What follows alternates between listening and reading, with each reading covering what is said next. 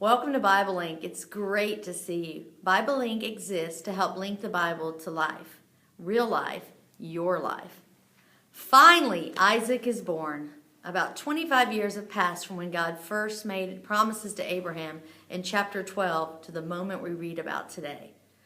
The name Isaac means he laughs, capturing how God has the last laugh in the face of Abraham and Sarah's doubt, as well as the joy that this child will surely bring to both of them. But unfortunately, the joy doesn't last forever because conflict and separation are going to come into the family after a few years. Ishmael laughs at and perhaps mocks Isaac at a feast. Paul writes in Galatians 4:29 that Ishmael persecuted Isaac. Sarah will have none of it. We see Sarah's mama bear coming out time and time again. She tells Abraham that he needs to get rid of Hagar and Ishmael, that Ishmael, as the firstborn son, doesn't need to have the rights to the inheritance over her son, Isaac. Harsh, huh? Tell us how you really feel about things, Sarah. We probably just say kids were being kids. What older sibling hasn't felt a little bit jealous of the attention given to a younger one? This is the second time Sarah urges Abraham to send Hagar and Ishmael away for creating family conflict. Abraham is heartbroken. Can you imagine? He doesn't want to lose his firstborn son. And what's interesting, God tells Abraham to listen to Sarah and cast Hagar and Ishmael out. But he also comforts Abraham, saying that he will take care of his son, and he will make his son into a great nation as well. Man, what a test for Abraham. Will he trust God with his firstborn son? He does, and he sends Hagar and Ishmael away, and he never sees them again. Wow. The story raises a big question. Is this fair toward Hagar? Why is God going along with Sarah's plan to kick out Hagar? Doesn't that seem ridiculous, harsh? Couldn't Sarah and Hagar worked out their differences and the family just gotten along? Can't we all just get along?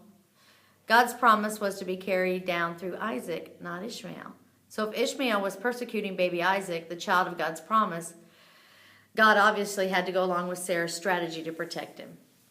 God works through Sarah's plans, even if it may be flawed, to accomplish his ultimate purpose. Sometimes God accommodates less than ideal tactics or methods to carry his goal forward. And God does not forget Ishmael and Hagar. He saves their lives in the desert. He's with Ishmael as he grows up, and he promises to make him into a great nation. We all encounter hard choices and less than ideal circumstances in life, don't we? Sometimes they come to us because of our faith, sometimes because of family, sometimes because of work. And no matter what we choose, it's not always going to be a win-win.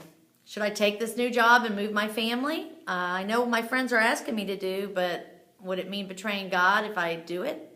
Should I do what my spouse wants me to do, or what could be better for my career? With all these choices, there'll always be gains and there'll always be losses, and we can't always get them back. Abraham chose to obey God and entrust the life of his son Ishmael into God's hands. It's comforting to know that God can work through circumstances such as these. Abraham made God's will his first priority, and even though that caused pain, God ultimately took care of his son Ishmael. If we make God's will our first priority when we make decisions, God can take care of the fallout in our lives too. That doesn't mean that sometimes life won't be difficult and life might even be painful. It does mean that God can work through our lives to bring about his purpose. Is there a hard decision God's calling you to make today? Are you willing to trust God with the fallout? What else did you notice in this chapter? Thanks for engaging in BibleLink. Join the conversation on Facebook, ask questions, share your observations, and invite someone to join us. We'll see you next time.